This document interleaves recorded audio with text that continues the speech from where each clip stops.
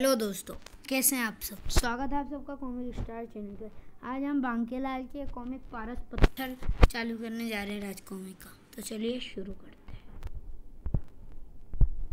बांकेलाल और पारस पत्थर। विशालगढ़ के राजा विक्रम सिंह प्रत्येक संध्या के समय गरीबों व बेसहारा लोगों के लिए अपने खजाने के स्वर्ण द्वार खोल देते थे और उनकी देख रेख में प्रत्येक व्यक्ति का सोना दान में दिया जाता था। जुग जुग जियो बेटा, 1000 बरस की उम्र हो तुम्हारी। और यह बात भला बांकेलाल से कैसे छिप सकती थी। कमाल है, ये विक्रम सिंह आखिर इतना सोना लाता कहाँ से। महाराज की जय हो। मैंने महाराज का खजाना देखा है। वह इतना विशाल तो नहीं है कि रोज इतना सोना बांटने के बाद भी खजाना वैसा ही भरा रहे। जरूर इसमें कोई भेद है और वह भेद मुझे पता करना होगा। वाह, हमारे महाराज जैसा दानी व्यक्ति में कहीं नहीं मिलेगा। महाराज को मेरी भी उम्र लग जाए फिर उसी रात। ए ठहरो, कौन हो तुम? यहाँ क्या कर रहे हो? मूर्ख, मैं हूँ बांकेलाल। बांकेलाल का नाम सुनते ही सैनिक चौंक पड़ा। अरे बांकेलाल जी, आप यहाँ सैनिक के वेश में? हाँ, समाचार मिला है कि कुछ डाकू राजकोष लूटने की योजना बना रहे हैं, इसीलिए आज रात्रि का पहरा मैं दूंगा। तुम महल के पिछली तरफ तैनात हो जाओ।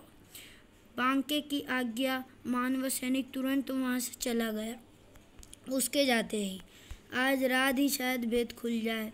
वाह, बांकेलाल जी है तो फिर डाकुओं की क्या मजाल की खजाने की ओर मुँह करके भी देखे। आधी रात को अचानक, ओह, यह तो विक्रम सिंह है, राजकोष की ओर ही आ रहा है। विक्रम सिंह ने निकट पहुंचकर उसे चाबी दी और राजकोष का ताला खोलने को कहा। महाराज आधी रात को राजकोष में क्या करने आए हैं? खैर, अभी पता चल जाएगा। लीजिए महाराज, दरवाजा खुल गया। शाबाश, अब बाहर से रोज की तरह ताला लगा दो और जब तक भीतर से हम द्वार खोलने को न कहे द्वार मत खोलना। राजा ने भीतर जाते ही बांकेलाल ने द्वार बंद कर दिया, लेकिन ताला लगाने की बजाय वह खुले दरवाजे की जीरी बनाकर भीतर देखने लगा। यह क्या गोलमाल है? विक्रम सिंह बाहर ताला लगवाकर भीतर क्या करता है? भीतर राजा ने एक सोने का संदूक उठाकर उसे खोला। निकल मेरी जादुई पत्थर और शुरू कर अपना काम। राजा विक्रम सिंह पत्थर हाथ में लेकर एक तरफ उस रखी विभिन्न धातुओं की वस्तुओं के निकट जा पहुंचा। लोहा, पीतल, कांस्य, तांबा, सब इस पत्थर के छूते ही सोना बन जाएंगे।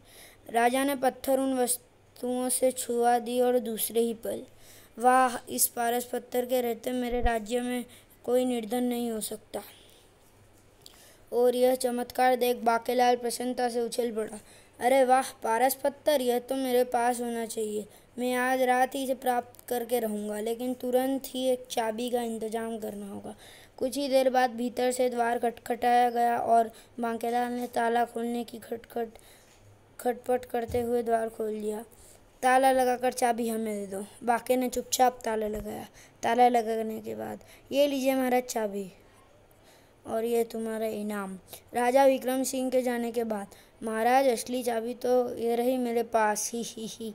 अब वह पारस पत्थर प्राप्त करने के लिए मुझे मुश्किल नहीं होगी। उसी रात बांकेलाल ने असली पारस पत्थर निकालकर उसकी जगह वैसा ही नकली पारस पत्थर रख दिया और अब इस पत्थर के साथ मुझे फरार हो जाना है।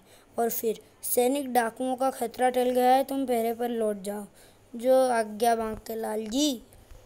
उसके बाद बांकेलाल उस पत्थर को संभाल कर अपने पास रखने के पश्चात निकट के ही एक गांव भीमपुर की ओर चल पड़ा। अब इस अनमोल पत्थर की मदद से मैं किसी देश का राजा बन सकता हूँ, लेकिन फिलहाल रात गुजारने के लिए मुझे इसी घर में शरण लेनी चाहिए। यह विचार कर उसने मकान का दरवाज़ा खटखटाया। अरे भाई, कोई है? खटखट। कौन है? ठहरो, खोलता हूँ। दरवाज़ा खोला एक गरीब कुम्हार ने। कहो भैया, क्यों दरवाज़ा खटखटा रहे थे इस गरीब के घर का? सुनो भाई, मैं परदेसी हूँ, क्या रात काटने की थोड़ी जगह मिल जाएगी? घबराओ नहीं, ये सोने की अंगूठी रख लो और भी सोना दूंगा मैं तुम्हें। सोने की अंगूठी? शक्ल सूरत से तो ये फकीर ही लगता है और बातें कर रहा है, और सोना देने की? कहीं स्वयं भगवान ही तो दरिद्र का रूप धराकर मेरे काया पलट करने नहीं आ गए। अवश्य ऐसा ही है, तब तो सोने की पूरी खान वसूल करनी चाहिए। यह विचार आते ही वह मन ही मन प्रसन्न होता हुआ कृत्रिम क्रोध के साथ चिल्लाया, अरे रमुआ कलुआ, कहाँ मर गए तुम दोनों नालायकों? क्या बात है बापू, क्यों शोर मचाकर हमारी नींद खराब कर रहे हो? अरे कमबख्तो, धीरे बोलो। यह देखो, सोने की अंगूठी केवल एक रात के मेहमान नवाजी के बदले वह हमें दे रहा है। सोने की अंगूठी? उसके पास और भी सोना है। अगर वह सारा सोना हमें मिल जाए तो हमारे दिन फिर जाएंगे मूर्खों। यह सुनते ही कुमार के दोनों पुत्र बाकेलाल की ओर लपकते हुए बोले, अरे भाई, बाहर क्यों खड़े हो, भीतर आओ ना। क्या नाम है तुम्हारा? बाकेलाल। बाकेलाल जी, आप जितने दिन चाहें यहाँ रह सकते हैं। नहीं, मुझे तो केवल एक ही रात ही रुकना है। अब जैसे आपकी इच्छा। तीनों उसकी सेवा में लग गए। बाकेलाल जी, हम आपको पकवान तो खिला नहीं सकते, पीतल के बर्तनों में परोसा है, रूखा सूखा ही ग्रहण करें। पीतल के बर्तन? क्यों ना इन्हें सोने के बर्तनों में बदल दूं। दूसरे ही पर बाकेलाल ने बर्तनों को पत्थर से छू दिया।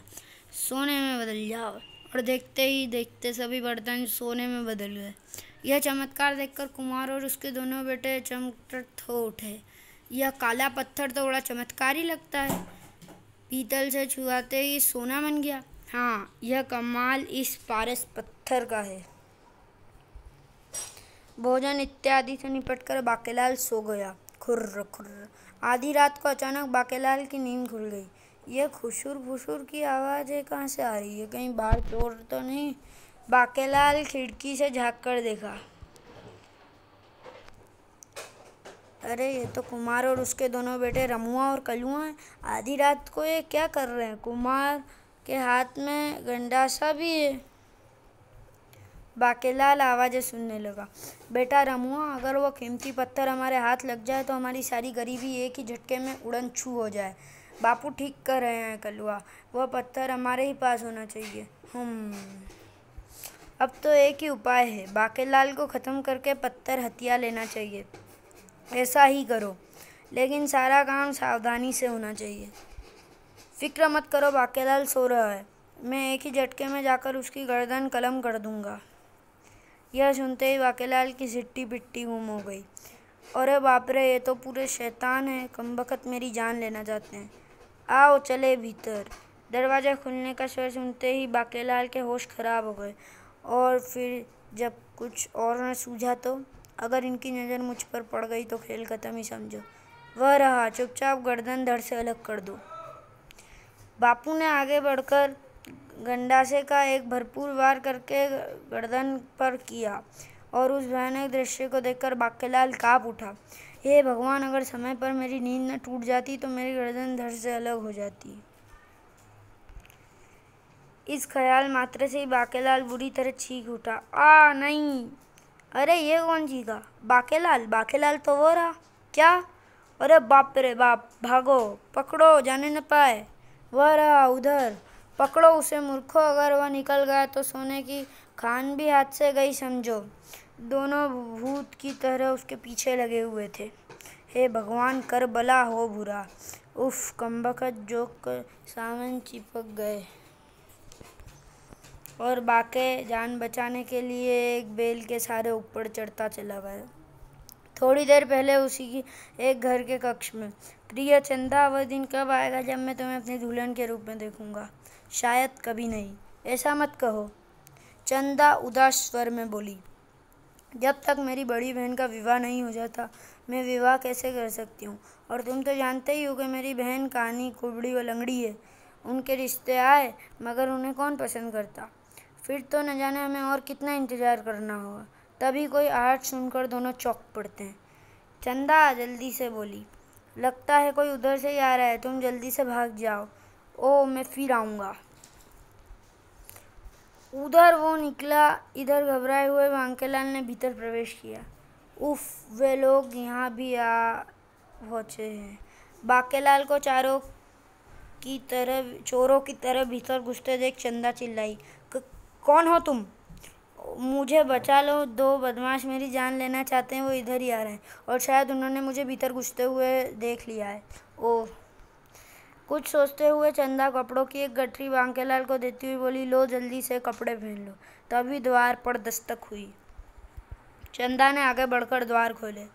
कौन हो तुम? हमें एक चोर की तलाश है जिसे हमने इधर ही आते देखा था। कहीं वह आपके कक्ष में तो नहीं आ छिपा? नहीं, यहाँ कोई चोर नहीं है, उसे कहीं और जाकर ढूंढो। यह कौन है? मेरी बहन। ओह, रमुआ कलुआ वहाँ से चले गए उनके जाने के बाद। तुम बहुत नेक दिल लड़की हो। अगर मैं तुम्हारे किसी काम आ सकूं तो ये मेरा सौभाग्य है। ओह, क्या तुम सच कह रहे हो? कुछ सोचते हुए चंदा का चेहरा खिल उठा। बिल्कुल सच, आजमा कर देख लो। तुम जो कहोगी मैं करूँगा। तो फिर तुम्हें मेरी बड़ी बहन से विवाह करना होगा। विवाह? लेकिन तुमने मुझे वचन दिया है। यह विवाह तुम्हें करना ही पड़ेगा, वरना बुलाती हूँ मैं उन दोनों बदमाशों को यहाँ। नहीं, ठहरो, मैं तैयार हूँ। यह सुनते चंदा प्रसन्नता से नाच उठी। फिर बोली, तुम यहीं ठहरो, मैं यहाँ खुशखबरी अपने बापू को सुना कर आती हूँ। चंदा के जाने के बाद बांकेलाल ने कपड़े बदलकर छज्जे से नीचे झाँका। बाप रे, ये दोनों तो यमदूत तो भी अभी यहाँ घूम रहे हैं।